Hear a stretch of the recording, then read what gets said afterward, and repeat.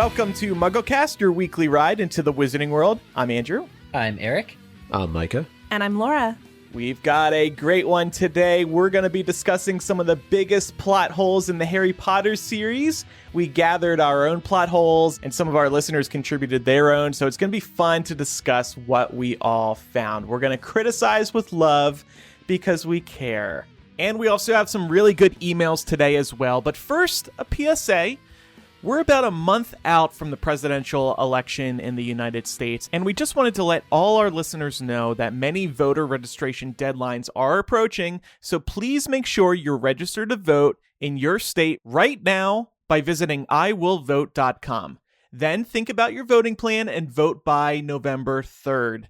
This is obviously a very critical election, and you know which way we lean, most likely. But regardless of your political position, everybody should vote. So make sure you register and you actually go vote. Definitely. Agreed. Also, I would say make sure that you're not just stopping at the top of the ticket. Be sure to vote all the way down your ballot. Many of the issues that you may be concerned about are actually going to be handled at the state and local level. So making sure that you're voting not just in the presidential, but for any local or national Senate races that you may be having.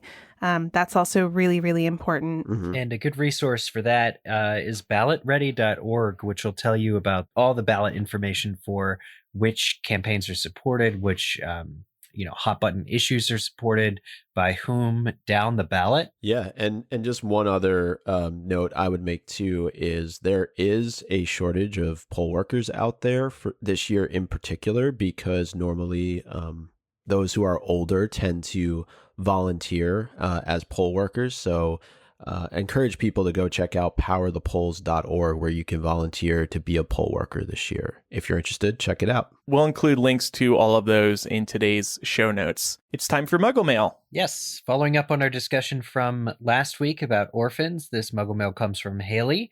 They say, "Thank you for the research you did for the most recent episode. My parents adopted 4 daughters from Bulgaria who were between the ages of 10 and 16 at the time. Our family experiences the effects of RAD, reactive attachment disorder, times 4. It hurts to think about what things my sisters didn't receive in the very earliest stages of their lives that they needed. I went and read the chapter in Half-Blood Prince with the memory of Dumbledore and Riddle's first meeting. The language used to describe his behavior and afterward when Harry and Dumbledore are discussing the memory really hit home for me. The severity in his tone when he makes demands for Dumbledore to tell the truth, how he quickly changes his tone to unrecognizable politeness to get information that he wants.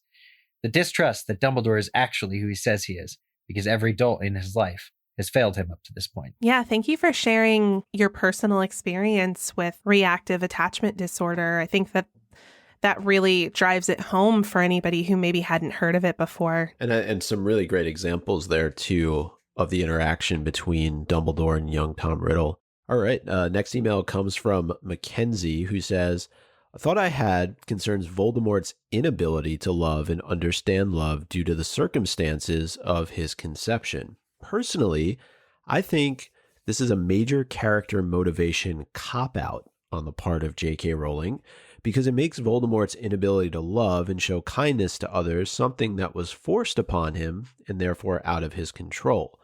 While reading the book as a kid, I always thought Voldemort had just chosen to reject love for one reason or another, maybe because of a bad experience or because he felt it was a weakness that would hold him back. Learning that he had no choice in the matter and was emotionally incapable of experiencing love because of his mother's choice to use a love potion on his father seems to take the responsibility of choosing whether to be a good person or a bad one away from Voldemort, thereby stunting his character growth and the consequences of his choices and making him a two-dimensional villain.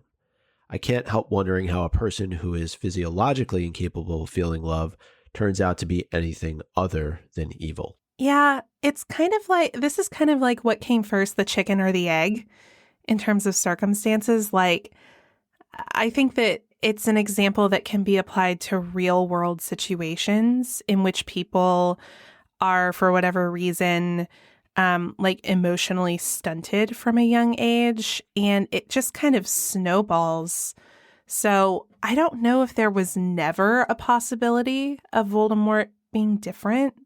Yeah. I just think that he reached a point where he was too far gone. I don't know that the love potion putting him on the wrong path is necessarily two-dimensional. What do you guys think? Yeah, I think maybe one of Mackenzie's concerns is that she feels we're supposed to sympathize with Voldemort if he had no choice. And I have never had sympathy for Voldemort if he had no choice. Yeah, I've long had this sort of problem because it seems to have been indicated that it was the love potion that, you know, if this is really about his choices, then he didn't have a choice, then what up? You know, it's like Mackenzie said, that's what you get. You get an evil person. Yeah, it's almost as if because Tom Riddle Sr.'s agency was removed and he had no choice in the matter, his son now has no choice in whether or not he becomes good or evil.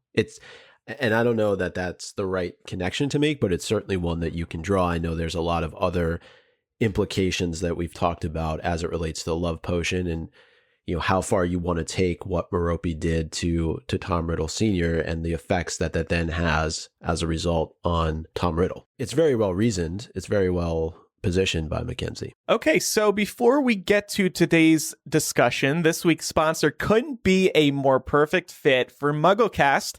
Peacock TV wants you to know that the Harry Potter movies are streaming for free on Peacock, the brand new streaming service from NBC Universal. What better way to celebrate the month of October and Halloween than by escaping to Hogwarts? The Harry Potter movies, of course, nailed the Halloween vibe, especially in the earlier films, and now you can relive the magic by watching the movies for free on Peacock TV. Peacock also has thousands of hours of hit movies and shows. I know Parks and Rec just moved over to Peacock.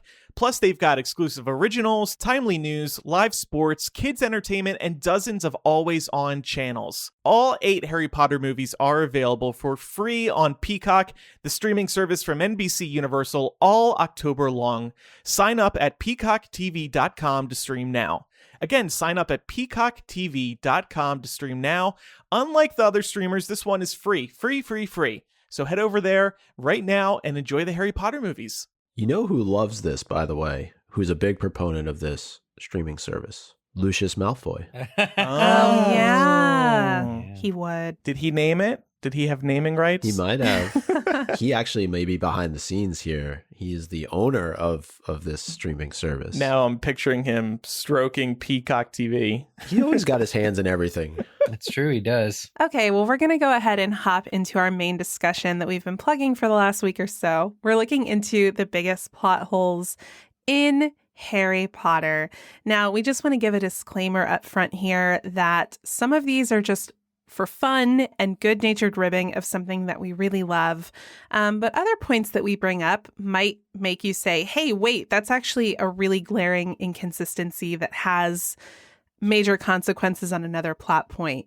We're not trying to ruin anyone's enjoyment of Harry Potter, but as fans who hold this series near and dear to our hearts, we feel that it's important to critically analyze the text. And big thank you to all of our patrons who also shared some of their favorite plot holes. We included some of those in today's discussion. And we'll go book by book, starting with Philosopher's or Sorcerer's Stone. And I think our first point is about the missing 24 hours. Indeed. Yes, and if this is for some reason your first time hearing about this, I can summarize it very easily. The Potters are murdered at nighttime, and Harry is delivered to Privet Drive at nighttime the next day. In fact, that first day between those two events is the day that we see Vernon Dursley going to work and people in robes are celebrating, and he's confused and angry about it. McGonagall's waiting on the wall for Dumbledore to show up. But what really happened with Hagrid, who has baby Harry? What sort of preparations did Dumbledore reference? And really, just what were the major players doing during that 24 hours? We don't know. Yeah. Where was Harry, most importantly, I think? Yeah, like, did Right. Hagrid's got all sorts of bits and bobs in his pocket. Did he, like, just feed him, like, crumb cake or something? Mm-hmm. I speculated a couple weeks ago, was Dumbledore hanging out at a bar? crying with Aberforth over what just happened. We don't. Yeah, it is. It is interesting because, of course, Dumbledore makes the point in that first chapter of the book where he's like, yeah, Harry has to come here because even though Voldemort's gone, this is the only place he's going to be safe. But what were you doing with him for that whole 24 hours? Like, how was he being kept safe? Did the motorbike take 24 hours to get from one end of England to another? Absolutely. It's unlikely. Yeah, it's unlikely. It needed to be refueled. I mean, he's had to stop a couple times. Had to get some petrol. I think there's a likelihood, though, that this whole plan needed to come together because I don't know that there was one in place should something happen to James and Lily. Dumbledore needed to figure out what exactly to do with Harry. Now, where he was is another question, but I think Dumbledore would needed to actually scoped out Privet Drive, scoped out the Dursleys, made sure that it was safe to do this. Yeah. No, I agree completely. It's just the closer you look into this, the more confusing it can get. For instance, the line that nothing like Albus Dumbledore had ever been seen before on Privet Drive when he apparates in the evening, right before he meets Professor McGonagall. But if he was setting up the protection of the love charm, he should have been on the street all day, figuring out like what spells to mutter and placing them on the property line, that kind of a thing. And so, depends on how literal you want to take certain things, I guess, but it's just super confusing. And it, I think, definitely falls into this category of today's topic of like a plot hole. We know stuff had to have occurred. We may have seen the stuff that occurred, but we didn't see it directly. Yeah. Well, and also somewhere at this in this 24-hour span, Hagrid got Sirius's motorbike, right? Yes. Yeah. It's because Sirius shows up while Hagrid is sifting through the rubble looking for Harry, asks to take Harry. This is fleshed in the Three Broomsticks chapter. I think it's the one called The Marauder's Map in Prisoner of Azkaban. But yeah, and then Sirius goes and confronts Pettigrew either this day, during that day, or the very next day. So it's just a time that is ripe with so much plot, but we actually don't see any bit of it. And if you're somebody who's more of a movie watcher, I think you have the general sense that the Potters are killed, and then that very night, Hagrid takes Harry and flies him to Privet Drive, and it's very easy to not even think that there is a lost day in between everything that's going on. I think book readers are the ones who pick up on it based upon the events that occur. Right. And Allie says, in relation to the same chapter, during a recent reread of Philosopher's Stone, we noticed a fun oddity in McGonagall and Dumbledore's first exchange at Privet Drive. Dumbledore says, "Fancy seeing you here," as if he is surprised by her presence, and McGonagall asks him how he knew it was her. This makes no sense. It's November 1st, the middle of term, and McGonagall is a teacher, not to mention the head of house for Gryffindor. Are you really telling me she would just randomly disappear for an entire day without having cleared it with the headmaster? Also, hasn't Dumbledore seen her in her animagus form before? Yeah. To me, this is the most glaring thing that she's like, how did you know it was me? Of course he knew it was you. Bitch, I know what you look like in your animagus form. I've seen it for decades. I love the line that he's like, "I've never seen a cat sit so sternly," though. That's one of the best lines in Harry Potter. Yeah, it really is. Yeah. In terms of McGonagall getting time off, don't you think there was like this national day of mourning or something like that? Like maybe Hogwarts was closed that day after what had just happened. Yeah, I think probably. And I mean, we also see throughout Vernon Dursley's day, there are weird people in cloaks out walking around all over the place. Yeah. So I think it's safe to say people took a day off. Yeah. I think what gets me the most about this, and it's definitely like more of a fun, like nitpicky thing that doesn't really have any major implications, is the idea that Dumbledore wouldn't have seen McGonagall as a cat before now. He definitely. Oh, I like that. He would angle definitely more. know. Mm-hmm. I guess it's for the readers who are being introduced to these characters for the first time. From that perspective, it makes sense. But yeah. I see fancy seeing you here as just more of a casual statement, like a funny witty remark that Dumbledore is accustomed to making because he's probably not surprised to see her there. Yeah, it's sarcasm. Like, they knew they were both going to be there. So, oh, fancy seeing you here. Mhm. Well, looking forward to Chamber of Secrets. This is more for fun. I'm just going to preface this by saying this. But how big are the pipes at Hogwarts that a giant snake is able to navigate around in them? And How? not to mention that the pipes are all in the walls. So there's these gaping chasms in between walls. Like, there's a lot of space that's wasted by having these giant... Well, and presumably if, Hogwarts was built before indoor plumbing and people just used to disappear that stuff, would they go in and retrofit it with these giant pipes? Because the chamber was built, above pipes, above the girls' restroom 1,000 years ago when Slytherin was still at Hogwarts. Yeah. Right. I think it could be reasonably argued that the entrance to the chamber later became the girls' bathroom. Yeah. Maybe it With had the tap. a different entrance at another point. There should have been magic on those pipes, like they expand when they need to, sort of like how the night bus can shrink when it needs to. That way the That's true. pipes You know could have what? been smaller. Yeah, I could accept that as a possible explanation here. Again, this is more of like a fun thing. I don't think that No, it's- Laura, we need to spend an hour on this. I don't think that it's something that has like serious implications on the outcome of the No. plot. But Eric, I know you had a question about the basilisk actually being able to attack. Yeah, I actually remember reading and liking the whole explanation for why everyone in year 2 is petrified instead of being murdered. I like the idea that Justin Finch Fletchley saw it through Nick. Nick couldn't die again. And then, Hermione, of course, is the mirror that she carries around. So I found it all to be really exciting and not at all contrived. But looking back, how bad of a killer is the basilisk, or how,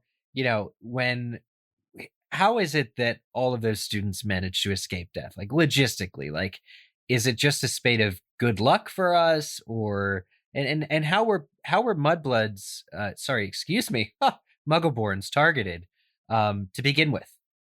Was it something that Ginny, who's being controlled and is therefore controlling the basilisk using Parseltongue, is she aware of her fellow students' blood status, and then is kind of stalking these other students and then finding when they'll be alone and then sending the basilisk after them? But it opens up a whole host of questions regarding how exactly were these students targeted and how did they all manage to escape death? I wouldn't be surprised if Tom Riddle trained the basilisk, and or the basilisk has some sort of magical sensor or ability to track mudbloods.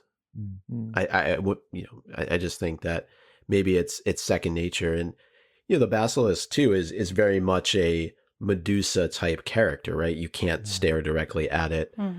So again, borrowing that mythology piece from Greek mythology, I just think that it has certain qualities maybe that we don't know about. Yeah. I feel able to accept that. Let's look towards Prisoner of Azkaban. This is when we start to get into quite a deal more potential plot holes that people are noticing.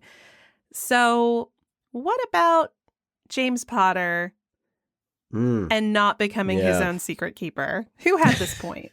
I did. This is You a big can't become one. your own secret keeper. That's like wishing for more wishes. You can't do that. No, hold on a second. Okay. So this is one that is in a lot of articles, and a lot of people made this point, and Jeffrey wrote in to say, the biggest plot hole for me is the Fidelius charm issue. If Bill can be the secret keeper for his own house, why couldn't James or Lily have been their own secret keeper? I know some people think Bill told Ron the secret after Ron went to stay there because that's when the charm could have been put on it. But doesn't the secret keeper themselves have to pass the information on? Wouldn't Bill have had to die for Ron to become a secret keeper and therefore be able to give the location to Harry and the others?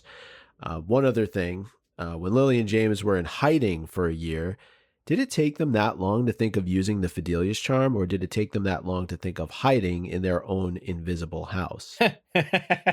Okay, isn't there something beautiful about asking somebody else to be your secret keeper? Yeah. Somebody outside of the relationship. I think there's something poetic about that. You know, because you trust your friends who you grew up with. I mean, these are your marauders. These are your closest friends. There shouldn't be any problem with making one of them the secret keeper. Of course, unless they betray you, but you don't think of that. Well, I'm thinking back to Grimmauld Place when they first arrive, and Harry, like Moody, Tonks, all of them know about the Order's HQ. They know where it is, but they can't be the ones to divulge it. And so Harry gets the letter that we later find out was written by Dumbledore. So it's still Dumbledore who's the secret keeper of the whole thing that has to tell Harry. So yeah, I'm genuinely confused because the Bill Ron thing with Shellcott. Yeah, this is a good plot hole. I find myself curious about, Lily and James in hiding for a year, kind of like the 24-hour period. Like, what was going on during that time? Well, and prior to that, how did they thrice defy Voldemort? Those must have been some epic battles. I always got the impression that the thrice defied thing didn't necessarily mean they battled him.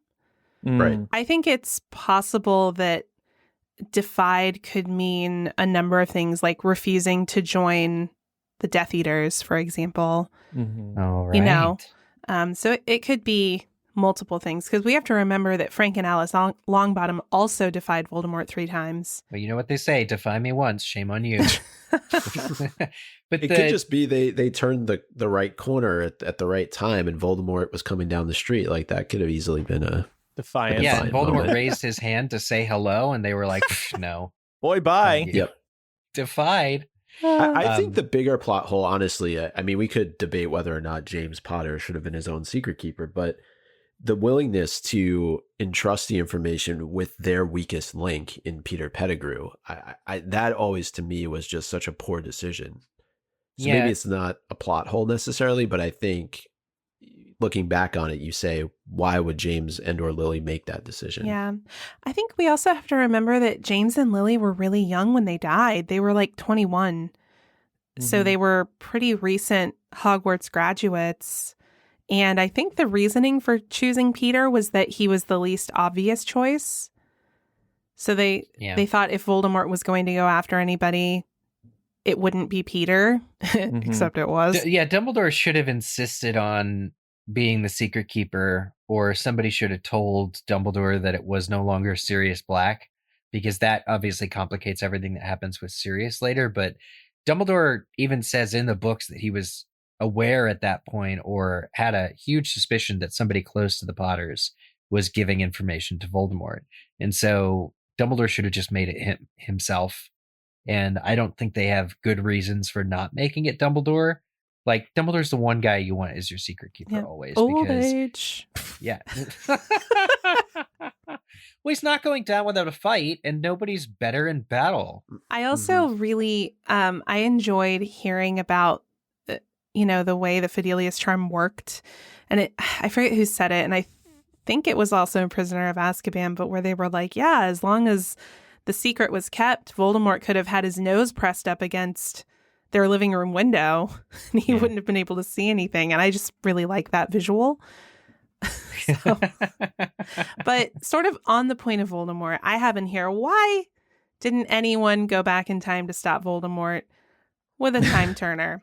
I understand that this was addressed on Potter No More, that there are some limitations in terms of how far back you can go with a time turner. There was. Unfortunately, that is no longer the case if Cursed Child is to be considered canon, because, of course, we know what happened there was sort of like the reverse of somebody going back to stop Voldemort. What you just said weren't even Rowling's excuses. She said she had Dumbledore emphasize to Hermione how dangerous time turners are. All the time turners were smashed. Hermione had to give hers back. At no point are your arguments brought up. I mean, time turners are probably the biggest plot hole in the Harry Potter series. That's what I'm gonna... You can just fix everything with them. according to the you cursed can't, though, child. because as far as Prisoner of Azkaban, the book works, the universe works in a closed loop. So you can't actually change anything that you've observed because you would be prevented by doing so. You will have always done that.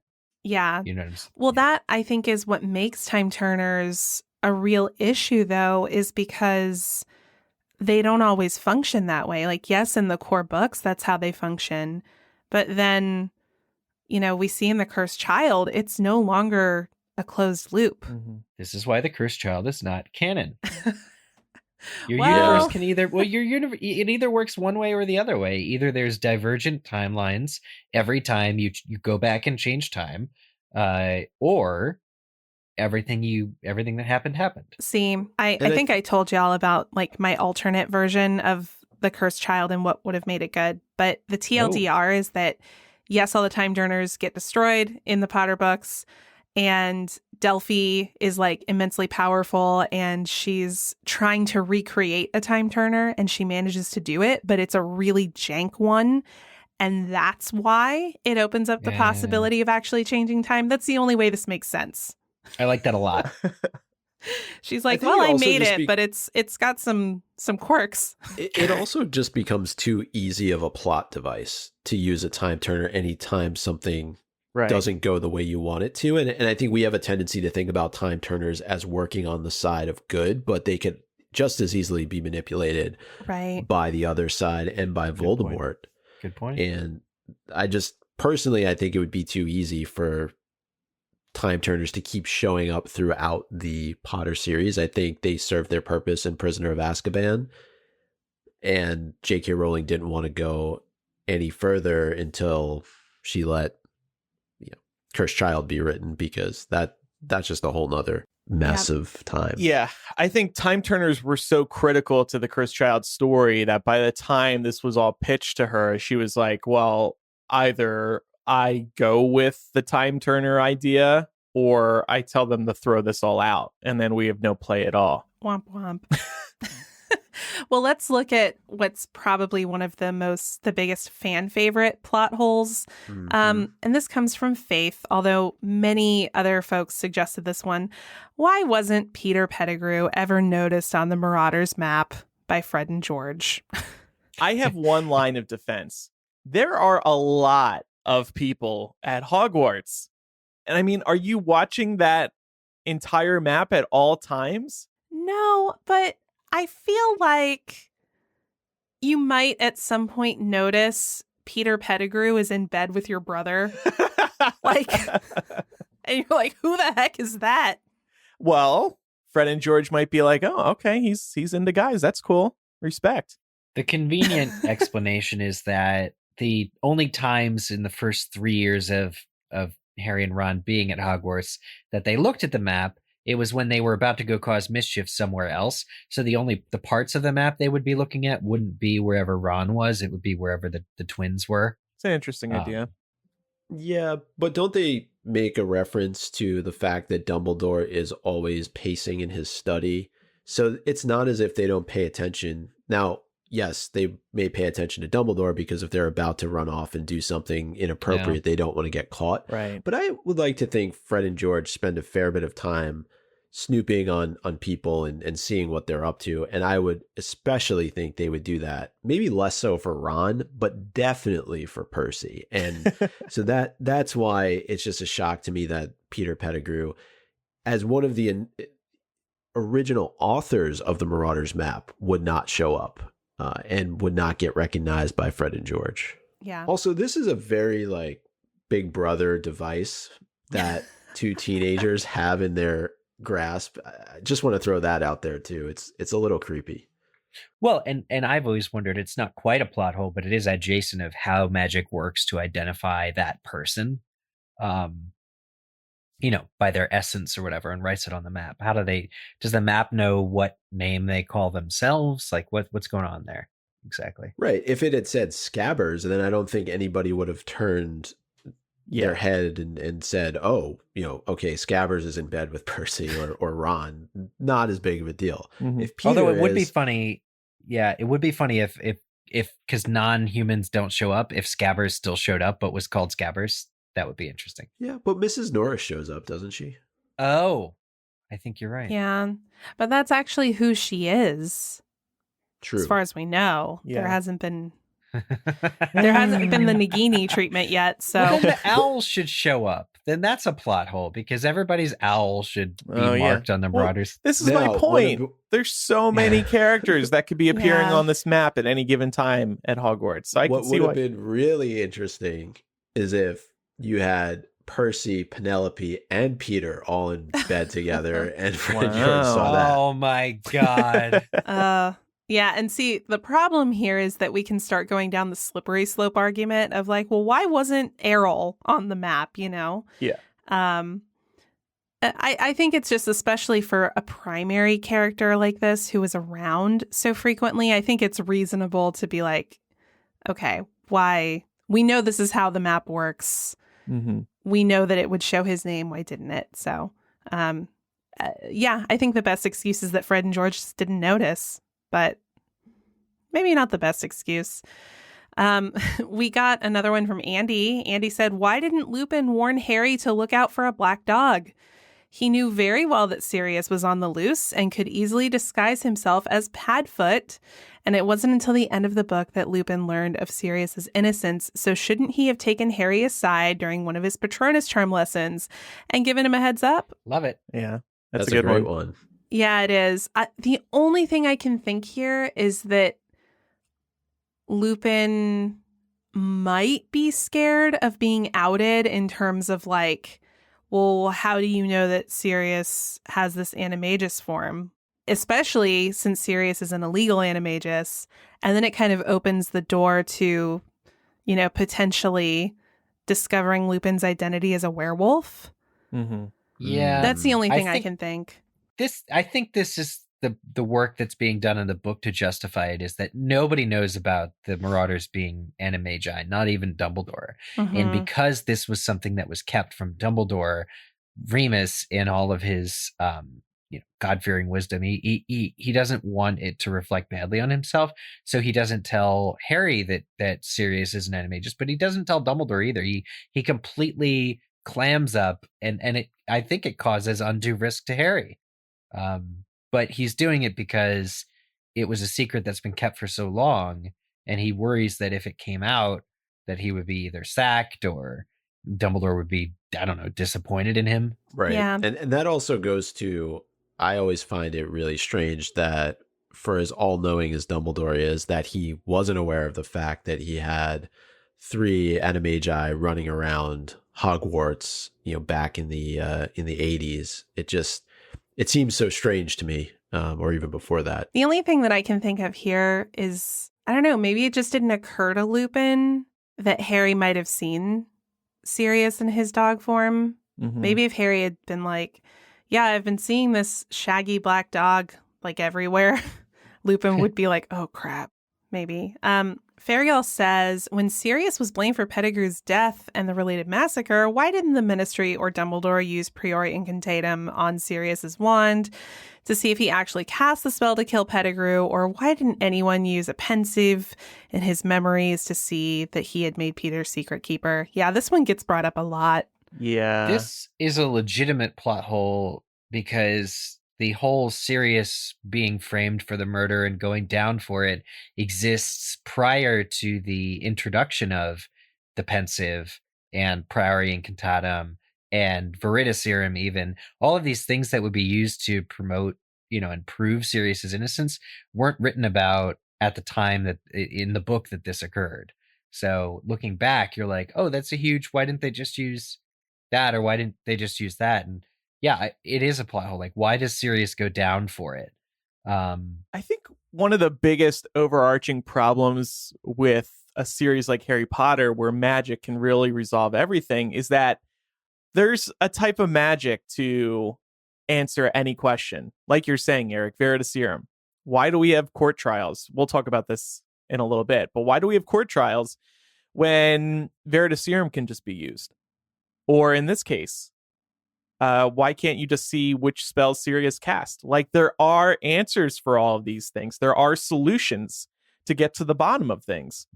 Right. I think here something that could be used to explain this is ministry incompetence. Like, we've seen the Ministry of Magic loves to find a scapegoat and like tie a nice, neat little bow on something and be like, okay, this isn't a problem anymore. We've handled it. Rather than sort of letting a cloud of uncertainty hang over them and the rest of the wizarding world. So Sirius, I think, he was a convenient scapegoat for them. Yeah. He also, it just really seems like he didn't advocate for himself. Like Yeah.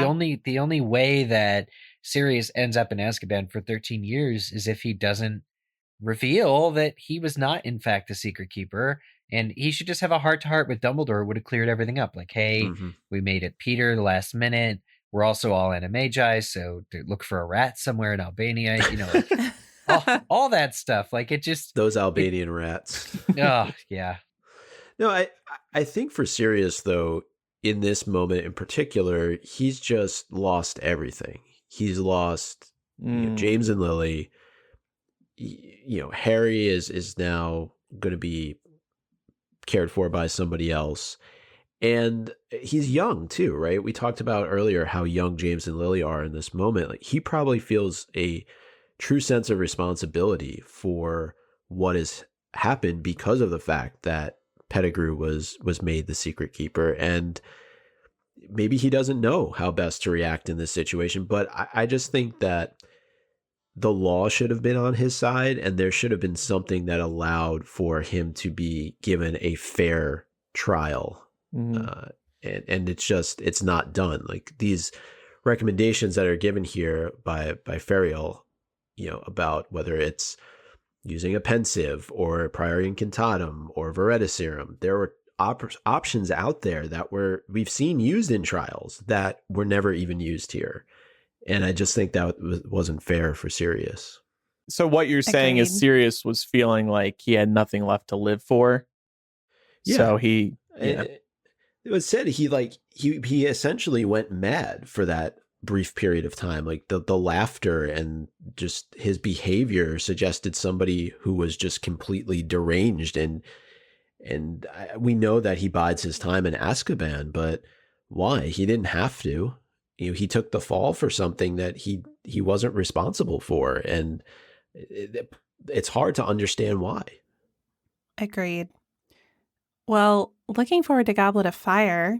Eric, you want to kick us off? Yeah, so speaking of time turners, how do Fred and George correctly predict the outcome of the Quidditch World Cup with Ireland winning but Crumb catching the snitch?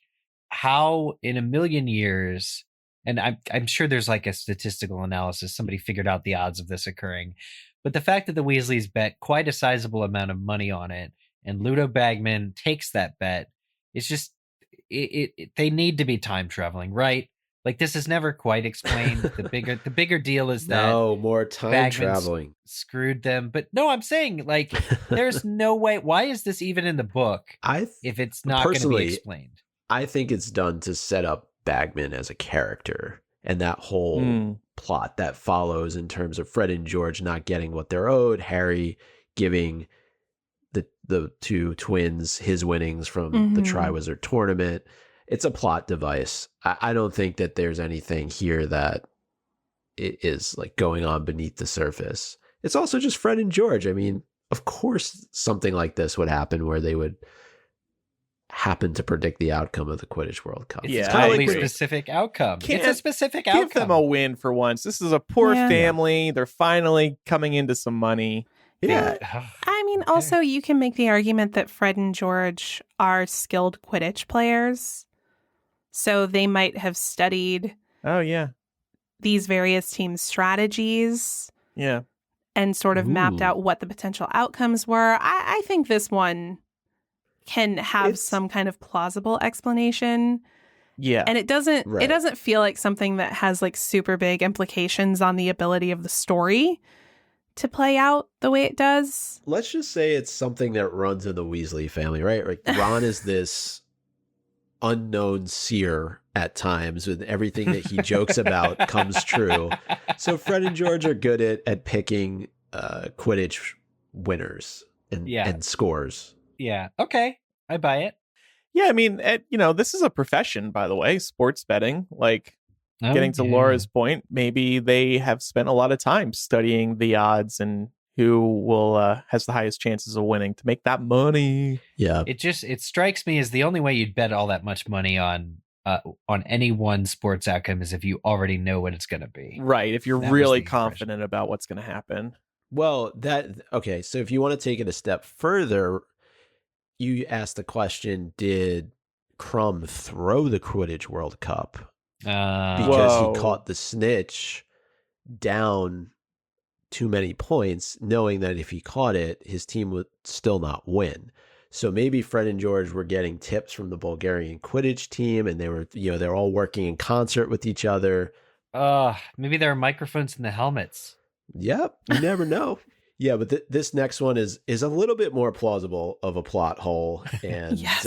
It's one that I often think about, and it's how did the Triwizard Cup function as a reverse portkey to bring Harry back to Hogwarts at the end of Goblet of Fire? Up until this point, we saw portkey at the very beginning of Goblet of Fire taking them to the Quidditch World Cup, and there's very specific parameters around how long that boot functioned as a portkey. So my question is, does Moody leave it, or fake Moody leave it open-ended here? Like, it takes Cedric and Harry to the graveyard, but then how is it magic so that it takes Harry back to Hogwarts? Harry didn't do any magic to make it work that way. He wouldn't even know how. Right. And it doesn't make any sense that the Death Eaters would want to go back to Hogwarts or even provide that escape for Harry. The only explanation I can think of is if a Death Eater is on Harry's side. Like if Narcissa Malfoy or somebody was like, he's going to need to get out of this. I'm going to go quickly make this a portkey back to Hogwarts. Yeah, I guess it just opens up the possibility that there are multiple parameters for portkeys. Like you can have, I guess I think of it like public transit maybe a bit. Like, because we remember in Goblet of Fire at the beginning, it was Harry, Hermione, the Weasleys, and the Diggories, and they all had to meet at like a specific point. So maybe the Ministry set up various portkeys throughout the land so that people could meet at specific times to get to the World Cup and kind of do a little bit of traffic control. Yeah. In terms of when people were arriving and how much I think that's portkeys were being used at one point. So I guess it's possible that you can have that, and then you can have sort of the private charter portkey as an option. Yeah, you would think there are multiple types of portkeys. Yeah. What gets me about this, though, and somebody help me, I can't recall if this is a movieism, but Harry and Cedric are transported from the heart of the maze, but when they come back, the portkey leaves them outside the maze. And it just seems like that part really doesn't gel for me. That might be a movieism. How can you portkey in and out of Hogwarts if you can't apparate in and out of Hogwarts? That's a big one, too. Mm-hmm. There should be limits on rapid approach of Hogwarts by an outside body without Dumbledore's consent. He never should have been able to be sent away from Hogwarts if they're on the Quidditch pitch. Yeah. Right. The only thing I can think there is that the professors all had a part in putting together the tasks. Yeah. So because they didn't know that Imposter Moody was an imposter, he was able to help set up the maze task. And Barty Crouch Jr. is obviously very skilled. So he's been operating under Dumbledore's nose all year. Why not? Right. Right. The only other thing that came to mind for me is maybe you could argue that those that showed up during Priori Incantatem were able to magic the portkey somehow so that it would take Harry and Cedric back to Hogwarts. Because doesn't Amos say to him, take my son back or take his body back? But again, I think the most plausible answer here, to Andrew's point, is, and Laura, you said this too, there are multiple types of portkeys. Yeah. And this one just happened to be good enough to last until Harry and Voldemort battled, and he was able to take it back to Hogwarts. Another point on Moody, Doug says, in Goblet of Fire, the fake Mad-Eye Moody is already in place. So why is there the need for the elaborate scheme of having Harry compete in the Triwizard Tournament? At the appropriate time, the faux Mad-Eye could just create a portkey out of anything and ask Harry to pick it up and bring it to him. He is a trusted professor. He could get the unsuspecting Harry to do just about anything. Could they have needed more time? We need more time to excavate the bones and cut off Peter's hand. I don't know. We're getting it shipped internationally. It's going to take 6 to 8 weeks. I honestly think this is because they wanted Voldemort to be able to come back without detection. And they needed Harry in order to do that. And the Triwizard Tournament is a great cover because students die in the Triwizard Tournament all the time. Oh, right. Oh, yeah. Okay. Mm-hmm. That's my thought there. Kind of like a smaller thing. I know the tasks seemed really exciting because we're seeing them from Harry's point of view. But the second and third tasks, those audiences are just sitting there for a couple hours staring at a lake in a maze. Like there's nothing happening. Yeah, there's no cameras. There's no television screens. I guess what are they getting out of this? They have commentators, but can the commentators see anything? So no. Yeah, that's a really good point. Mm-hmm. I guess it's just the thrill, the anticipation of who's going to come out first, who's going to survive, who's going to win. That you'd have to, that's enough for people. Yeah, you'd have to go to the Slytherin common room to watch the second task, right? That's right, because it opens onto the lake. True. It does, yeah. But I like that. That's pretty funny. Like, do they give them like those virtual reality goggles so that they can watch what's going on? But then we know they didn't. To Harry. Yeah. And this is just more of us being critical of Dumbledore. But like, given everything that's happened with the Defense Against the Dark Arts position, he knows it's cursed. How does somebody get by on Polyjuice Potion all year without Dumbledore having any idea? Yeah. This is, an ongoing loophole throughout the series. The author relied on Polyjuice Potion, I think, a little too much across the series, and she's still relying on it a lot. Maybe not necessarily Polyjuice Potion, but, the ability to pretend to be somebody else. It gets tired after a while. Yeah. And despite how frequently people pose as other people, there's never any assumption that the person isn't who they say they are. Yeah, it seems like you should have a secret handshake with everyone. Like should, like Alistair should have rolled up and Dumbledore should have been like, hey, what's up, man? And like gone in for the handshake. And then that would have been the end. Yeah. Would have been like, I will say, if there was any character to Polyjuice, it would have been Moody, because he just has so many quirks about him. Mm-hmm. Like he's just the right combination from a character standpoint to try and impersonate, because if you see something off or odd about him, your immediate assumption is not to assume that something's wrong. It's just like, oh, that's Moody. He's a crazy ex-Auror, who's fought one too many battles and probably has gotten one too many curses or hexes thrown his way. And that's just how he goes about things. But I do agree with you, the fact that it was used as a plot device way too much. And the Goblet of Fire movie, the book, it's not as apparent, but the Goblet of Fire movie is just riddled throughout with examples of how he's not who he appears to be. It even from like the first crack of lightning in the Great Hall when he shows up, and then he drinks from the hip flask. Mm-hmm. Yeah, well, also the weird tongue thing that David Tennant did as Barty Crouch Jr., and then they started having Mad-Eye do. I was like, what is this tick? Yeah. What is this? Always be suspicious of people who are drinking regularly. That's, I think, the lesson here. Oh. Well, remember, what Barty are you Crouch saying about me? Barty Crouch Jr. kept Moody alive so that he could continually ask him new questions as new scenarios arose. It allowed Barty Crouch Jr. to really inhabit and account for all variables. So that was another smart thing that enabled Barty to do that all year. And then the other thing is that, as you were saying, Moody as a person is the perfect person to impersonate because of his Auror status. No, like Dumbledore might have felt comfortable around him. Like you're more likely to ward off any, Death Eater activity or any negative dark magic because you have the skills to do so.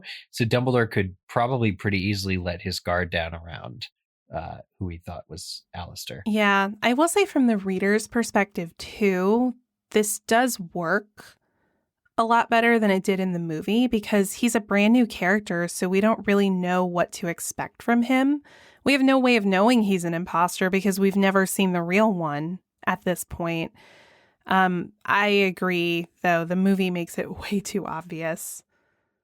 I remember being blown away. Like when this book came out and that reveal happened, I was like, oh my God. I mean, I was, 11, but still, I remember that being a big moment. Yeah, we should have figured we were going to get a bad professor after we got Lupin in Prisoner of Azkaban. Yeah. Okay, so we have a few more plot holes to discuss, but first, MeUndies is back to sponsor this week's episode of MuggleCast, makers of the most comfortable and surprising underwear and loungewear. You know how Dobby gets a piece of clothing and is so happy, it seems like he'll never take it off? That'll be you with MeUndies. They're so darn comfortable, you'll never want to take them off. And luckily, we do have to wear underwear all the time, so it works out perfectly. MeUndies believes that comfort is about more than what's touching your skin. It's about feeling comfortable in your skin. Keyword your, not someone else's. This isn't a Michael Myers movie, but it is almost Halloween, which means you can now match your undies to the spookiest season of all time. MeUndies just launched 3 new Halloween prints. So whether you're into cats, vampires, or skeletons during the Halloween season, they've got something right up your haunted alley. And that's one of my most favorite parts of MeUndies, all the ridiculously fun prints that you can get for you or you and your partner with their fun Match Me feature. Laura and I have been longtime fans of MeUndies. What's your favorite part about them, Laura? Of course, all the really cute prints, but they are genuinely just the most comfortable, like not even just like personal garments, but like they have really comfortable like loungewear and like bralettes and things like that. And it really just feels like it's woven from a cloud. Yeah. Legitimately. Like I'm definitely a convert. Yeah. It's my number one preference. Their undies grow on trees. No, seriously, they're made from irresistibly soft, natural fibers sourced from beechwood trees. And you know what natural fibers mean? That their micromodal is not only super soft, but breathable, light, and impossibly cozy. Cloud-like comfort. That's some serious comfort. MeUndies has a great offer for our listeners. For any first-time purchasers, you get 15% off and free shipping. MeUndies also has their problem-free philosophy. If you're not satisfied with any product for any reason, they'll refund or exchange it. No caveats, no questions. To get your 15% off your first order and free shipping, go to MeUndies.com/MuggleCast. That's MeUndies.com/MuggleCast today. All right, back into the plot holes discussion. Yeah, so this is another little fun one, but I was curious, how do the escapees from Azkaban get their wands back? I'm thinking about Sirius, I'm thinking about Bellatrix, and all of the Death Eaters that break out in Order of the Phoenix. What gives? Yeah, it's a great question. Either there is somebody at Azkaban that has like a box of their stuff, like the stuff that they were admitted with, that's going to give them their wand back, or like it's stored, I don't know, in an administrative office at Azkaban, or maybe people like Death Eaters, especially knowing that they're going in. Do they have time to hide their wand, like in the wild somewhere where no one's going to find it, so that when they break out, they just go back and get it? Or are they storing it with family? I think on their way out, they would try to grab them. They must have an idea of where they're being stored if they are stored at Azkaban. So if you can break out of your cell, you can also probably break into wherever your wand is and take that on your way out. But there's sort of a plot hole now because Hagrid when he was expelled from Hogwarts, got his wand snapped.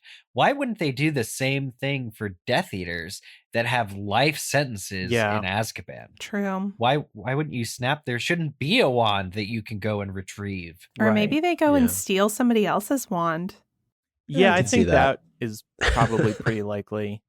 You know how we have paper shredders? I'm not trying to be grim or anything, but like wands can still work after their owners have died. So yeah, I mean, they could go take a dead person's wand, presumably. Yeah, or maybe there's this like black wand market where you can just go and buy wands, no questions asked.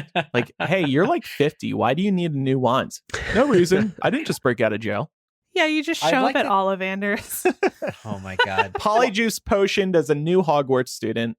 Oh, it would be more challenging, I think, for somebody like Sirius initially than it would be for Bellatrix and the Death Eaters, because for Bellatrix, this is a mass breakout, right? This is Death Eaters are taking over, and they probably could easily get what they need if, in fact, like you said, Eric, their wands are just stored somewhere within the prison. They already have the Dementors on their side. So for them, maybe it's a little bit easier, but for Sirius, I feel like, you know, he has to do his due diligence just to get out of Azkaban and not be detected. But this reminded me of Voldemort. How does Voldemort have his same Phoenix Tailfeather wand? It doesn't make any sense. The last time he used it was to destroy Harry, and his wand would have been exploded at the same time he was. In the rubble of the house at Godric's Hollow should be the very remnants of Voldemort's wand. All of a sudden, he's resurrected and he still has the same exact wand. Otherwise, it wouldn't do the Priori Incantatem with Harry's wand in the graveyard. So how does that happen? Great question. A lot of wand holes. Wand holes. A lot of wand holes. Okay, just a quick one for Half-Blood Prince. Why doesn't Voldemort make all his Death Eaters make an Unbreakable Vow? Like, come on. Like, you want to make sure these people don't betray you. Well, There you go. Maybe Voldemort would rather trust them on their word instead of an Unbreakable Vow. Because wouldn't that be... No, because think about it. Wouldn't that be a better allegiance to him than this Unbreakable Vow? He doesn't trust anyone. And he's had Death Eaters betray him. It just seems like he could have come to a point where he'd be like, hey. Although it could speak to his arrogance, maybe. Like Narcissa Malfoy is definitely, she's at this point in the story on the bad side of history, but she's not stupid and she's not arrogant enough to think that her son could actually take out Dumbledore. So she makes Snape swear to protect Draco, but I could see Voldemort not being able to conceive of the idea that anybody would betray him. So maybe that explains it. There is a bit of the loyalty factor, though, already with the dark mark being branded on their skin. I mean, it's very reminiscent of Nazi Germany, but he has a direct line of communication to them whenever he wants it. All he has to do is tap, essentially. Double click on the dark mark, and the Death Eaters respond. Now, not all of them respond as quickly as he would like them to. But I mean, I think that it makes the Unbreakable Vow and Half-Blood Prince that much more shocking to the reader when Snape makes it. If Death Eaters had already done it for Voldemort, I just feel like it wouldn't have been as special. But that is a good point. I mean, this could have very easily turned into like a Polyjuice potion or a time turner type plot device, and it's nice that it didn't. Yeah.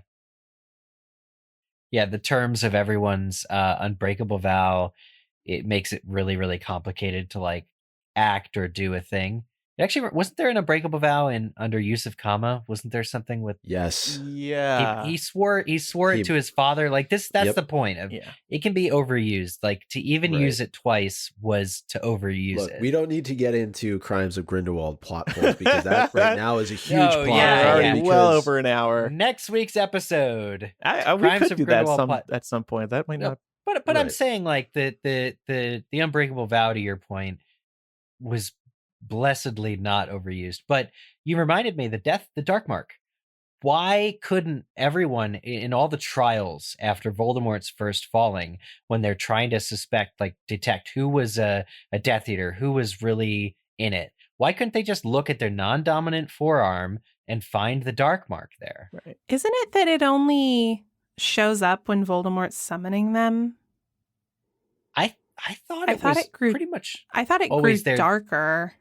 They've mentioned it fading. Yeah. Like when he's gone, but I don't think it completely disappears. Like I think if you're gonna brand yourself with the Dark Mark, it should be pretty darn easy to round you up. Well, a lot of listeners have Dark Mark tattoos. Tell us, has it faded over time? Does it come back? Tattoos do that.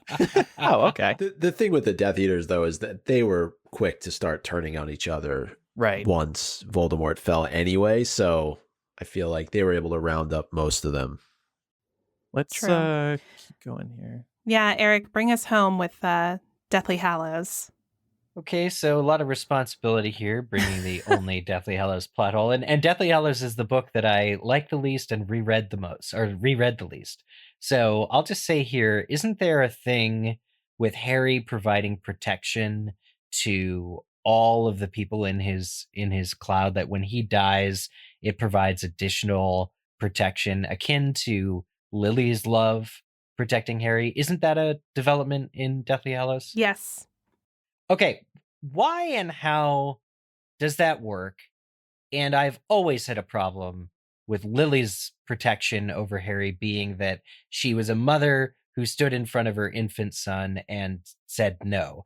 Because that is the natural instinct of what I hope is every human being would be to stand in front of their children. And if that provides some kind of universe-changing magic protection barrier, then you'd actually be seeing that a hell of a lot more, even in the scope of Harry Potter.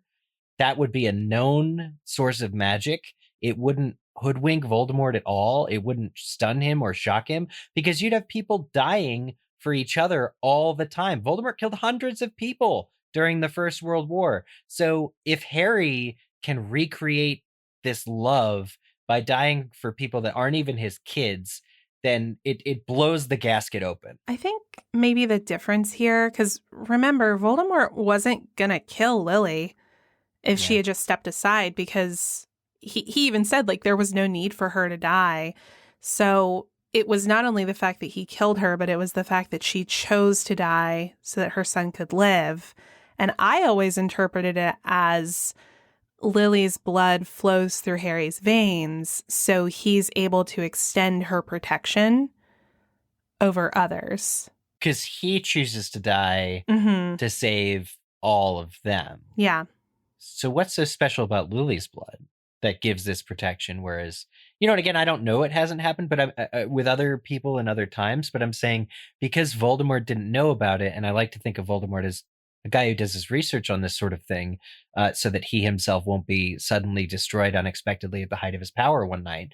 I just would assume he would know about it. I think it's implied that he doesn't, though, because he doesn't understand sacrifice. Yeah. Mm-hmm. But if there was a whole, if World War II hadn't happened, that's one thing. But if you have there's got to be instances in the wizarding history when this is a very clever trick to save hundreds of lives is by one person. I'm telling you, it gets cheapened when Harry gets to reuse it, I think. That's just a knock against... It's like natural Felix Felicis is what you're saying. And, yeah. But I think for the purposes of this story, I think there's something that's very poetic about the fact that it is a mother's love that destroys Voldemort the first time. Yep. And it's a mother's love in Narcissa, really, that destroys Voldemort for good. Yeah. Or allows the plot to continue. So I think here it's just a matter of accepting that that's how J.K. Rowling wrote this, in that this magical protection comes through sacrifice. Harry literally open, and maybe that's part of it, kind of to what Laura said. Harry is completely defenseless, right? He accepts the killing curse being shot at him without any reaction whatsoever, and so does Lily. And maybe there's something in that does provide that level of protection then for those that you're trying to save. I know Harry's looking to save a lot more people than Lily was, but Yeah. Agreed. And, sorry if I left out details that were crucial because I haven't reread in a long time, but the love protection, no, I think it's good. I think it classifies as a plot hole. Like I think it, because it's either inconsistent or we don't have enough information to really figure out if that can be expanded at a macro level by like anybody. So can just anybody die for someone else, to achieve the same results? It's unclear. I hope so. Just really quickly, I think there's also the hope factor in, these people all see Harry alive and well, having defeated Voldemort or defied him again, right, by coming back to life. And so I would think there's probably something to that as well, where they become, re-energized and kind of catch another wave to be able to fight against the Death Eaters and finally destroy them.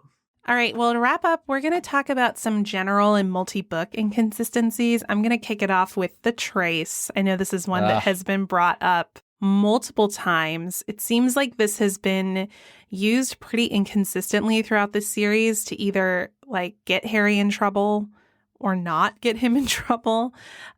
So magic isn't able to be attributed to a specific person.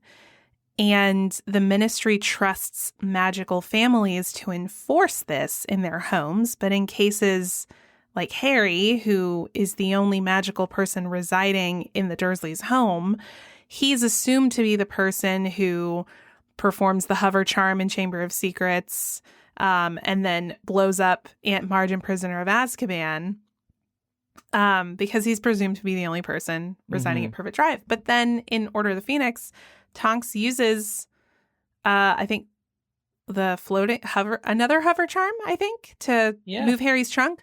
And she uses another one, and we never hear anything about that. And then Dumbledore conjures a sitting chair in the Dursleys' living room in Half-Blood Prince. So what's up with that? Why wasn't Harry expelled for this stuff? Right. Yeah, the trace, the Dobby example is the big one to me, because it's infuriating that Harry got in trouble for what Dobby did. It's not a trace. They're tracing. When we think of a trace in the Harry Potter books, we think of it actually being traced to the person, but it's not traced to the person. They can detect magic, but not who's actually doing it. And I think that's a really big issue. Why have the trace if you can't actually trace who's conducting that magic? Agreed. Yeah, I never understood the trace, honestly. Yeah, it's pretty inconsistent. Okay, well, I also have a very big one. I have to give a shout out to Ashish on Quora for this one. Harry's glasses are a huge plot hole. He needs his glasses to see, right? If Voldemort or anyone else wanted to defeat Harry, just Accio his glasses off of him. He would have been useless. This could apply to all 7 Harry Potter books and the Cursed Child. Take off his glasses. He's done for. I mean, Hermione has to fix his glasses. He can't even fix his own glasses. Andrew advocates for blinding people. You got to do what you got to do to win. That's all I'm saying. I am not below taking off Harry's glasses.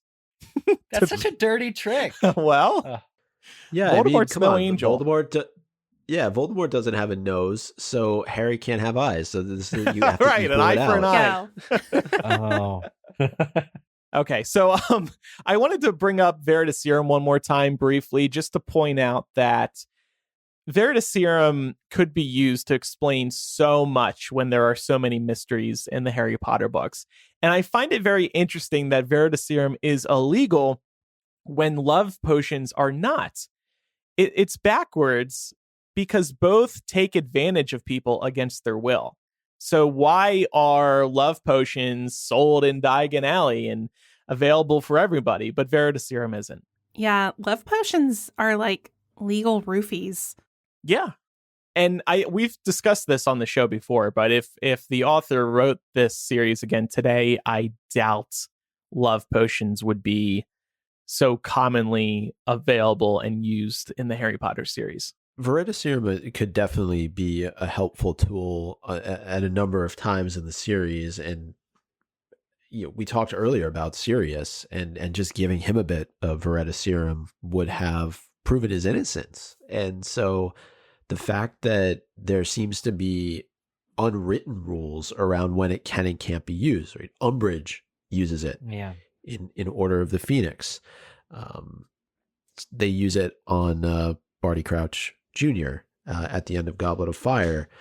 It seems like it's only useful when it works for the purposes of the plot, as opposed to, if it were something that could be used in our judicial system, people would probably use it. Like it's much more effective than a lie detector test. And I know that people, really powerful wizards, it's stated, can circumvent the impact of Veritaserum, but I feel like for the most part, it does its job. Yeah. And I mean, there should just be, if we're worried about like the loss of agency, people spilling all their secrets, there should simply be a limit to the types of questions you can ask people while they're under the influence. It should be totally legal to administer it in a law enforcement setting, but there need to be hard-driven and hard-enforced rules about what you can ask. Like, did you commit this crime? Did you know what you were doing? Who sent you? Who do you work for? That kind of a thing. Agreed. Well, what about the taboo? Well, yeah, and so here's a development in Deathly Hallows. The whole way the Snatchers are able to find Harry, right, is because he uses the word Voldemort, and they made Voldemort taboo. First of all, okay. Just okay. But why also wouldn't the ministry have employed this in the use of like killing curses? Or any of the unforgivables? Why wouldn't the ministry use this feature, if it is something that you can do with magic, to actually save against, law breaking and people performing the curses? Yeah, I good really point. did not like the taboo on Voldemort's name in Deathly Hallows. It's something that really bothered me. Why? I know why they did it. It just seems like a really cheap plot device. Like, oh, well, the only way we're going to find Harry, Ron, and Hermione is if we make Voldemort's name taboo, because we know that there's only certain people that are brave enough to say his name. And those are people that are not on the Death Eater side. They're on the good side. It's like searching a hashtag. It's like, it was cheesy to me. Like I expected better from J.K. Rowling. Yeah, I think it would make more sense to just track the trio down another way. Come up with something else. Make Expelliarmus taboo. Right. Oh my gosh. Seek out people wearing rounded glasses. Seek out people with scars. If there are any plot holes that are bugging you, please send them in via email or our social media channels. We would love to hear them after today's discussion, and we may touch on a couple more next week. It's time now for Quizitch. Last week's question was, who invented the spell Muffliato? The correct answer was the Half-Blood Prince, also known as Severus Snape. Even though the Weasley twins popularized it in Harry's time, it was in fact Snape. This was something Snape wrote in the margins of the Half-Blood Prince book. So correct answers were submitted by Jessica, Chelsea, Michelle, Subsara, Harry Potter Googles, Hallow Wolf, Twig Snap, Lance Dance, Robert, Potter Grace, Chimera, Sarah, Count Ravioli, Caitlin, and Potter Chat Podcast. And you said what last week, Micah? It sounds like a muffin or what did I say? Oh, it sounds like a sandwich. Sandwich. I think it sounds like a muffin, but okay. Well, yeah, I mean, it's got all but one letter of muffin in it. Uh-huh. What would be on a muffliato? Sounds like a Starbucks drink, honestly. Well, that too. What am I thinking of? There's a sandwich that sounds very similar to this.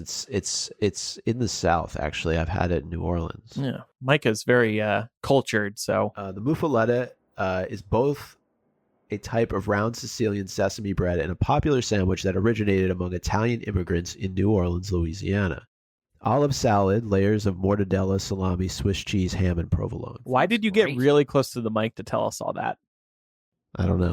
Because it's lunchtime and we're hungry. Because it's lunchtime. Thank you, Laura. Okay, what is this week's question? I want to make sure you heard everything on the sandwich. All right. This week's question. Who was Fudge's opponent in running for Minister for Magic? Okay. Who was Cornelius Fudge's opponent? Himself. Send your answer in to our Twitter account. We are MuggleCast on Twitter. We're also MuggleCast on Instagram and Facebook. And again, if you have any feedback about today's episode, email mugglecast@gmail.com or send a voice memo that way that you record on your phone, or call us 1-920-3-MUGGLE. That's 1-920-368-4453. We also have the contact form on mugglecast.com. We also have our Patreon, patreon.com/MuggleCast. If you love what we do, we would love your support on our Patreon. It is the reason our show is a weekly podcast. And to thank you, you will receive some magical benefits in return, including a personalized video thank you message from one of the four of us, our bonus MuggleCast installments, the ability to listen as we record live, and so much more, including the Links Line benefit. Many of the plot holes that we discussed today were submitted by our patrons. We made a Links Line post and we said, send in your favorite plot holes. If you are a patron, definitely check out that post because we got a ton of submissions. We obviously couldn't get to them all, but thank you to everybody who contributed to that post. We really appreciate it. Thank you, everybody, for listening. Don't forget to register to vote. I'm Andrew. I'm Eric. I'm Micah. And I'm Laura. Bye, everybody. Bye.